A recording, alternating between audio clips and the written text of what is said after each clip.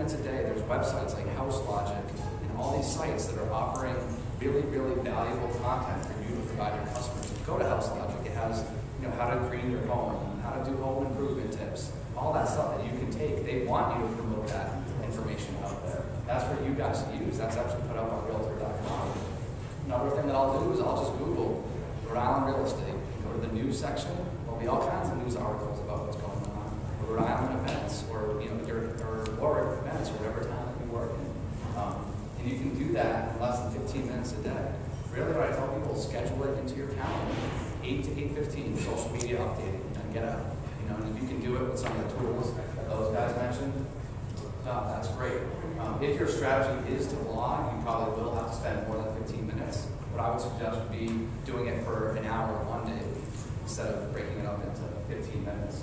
But really, so Lisa, she goes on about 3 times a week for 10 minutes at the most. I just had lunch with her the other day. She has it in her schedule, social media time. She goes, finds the articles that she thinks people are going to be interested in, posts them, and then gets out. And if somebody wants to get in contact with her, she's going to get an email about it.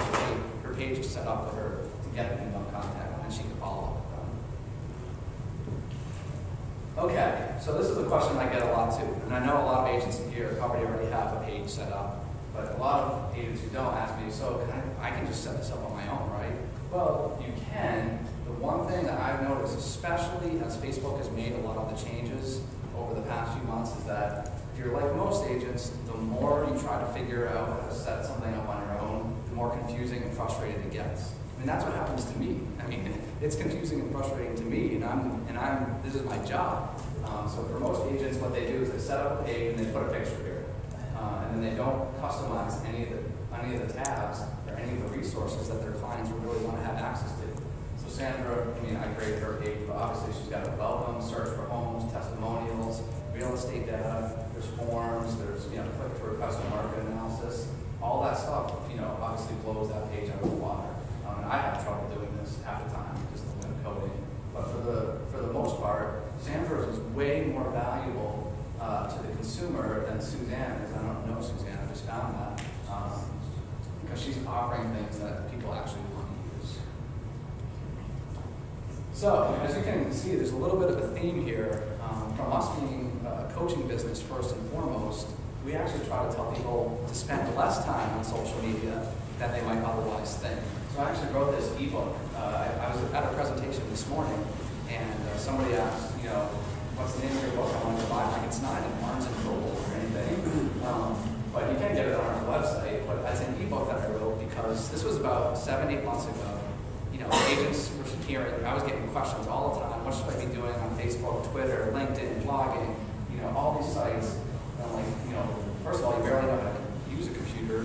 Why would you be using your time? But I go on all these webinars, all these things, these crazy camps where everybody's promising you, a $99 CD was going to get you 100,000 followers on Twitter and all this stuff. And finally, I was like, this is ridiculous. And we have the advantage of, from a coaching perspective, knowing this. So I wrote this ebook, and basically it's saying you should try to be spending less time on social media.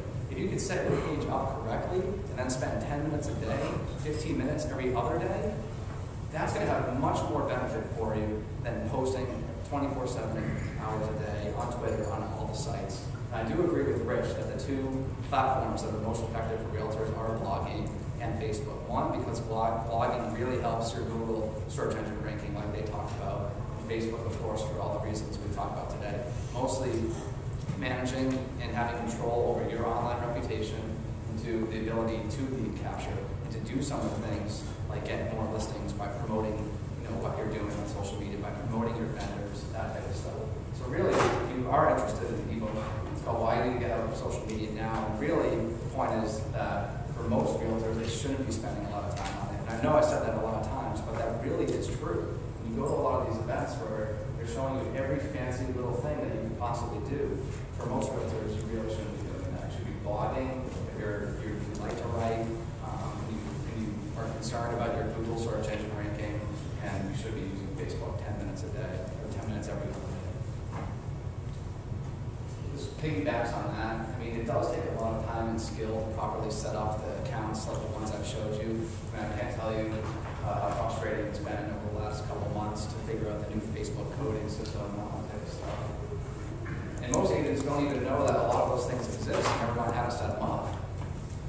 It will cost you money if you spend time setting up accounts and don't use them. I mean, it's just time is money for most realtors. That's time you could be spent on the phone. Like a lot of agents, I know this happens. They say, all right, I'm going to try and figure out how to use Twitter. That's my goal. You go on, they sign up, they're trying to figure it out for a couple hours, then they get sick of it, and then they say, oh, my lead generation time is up. I'm going to go to Dunkin' Donuts. You know, really, they should have been on the phone that time, and from the beginning should have known they weren't too big to do it. I know we're hating on Twitter a lot. Nobody here uses Twitter all the time. I love it from a personal standpoint because I follow Shaq and all the sports writers and everything. But as far as real estate, from all the realtors that we've helped with accounts, I've never really gotten any positive feedback for it. All I've heard is it's really hard to find followers. And I always say to people, you can get 10,000 internet marketers from Canada and Australia following you in no time. But to actually get people in your local community or people are, in your sphere, it does take a lot of time and effort. Where on Facebook, they're already there. It's much easier.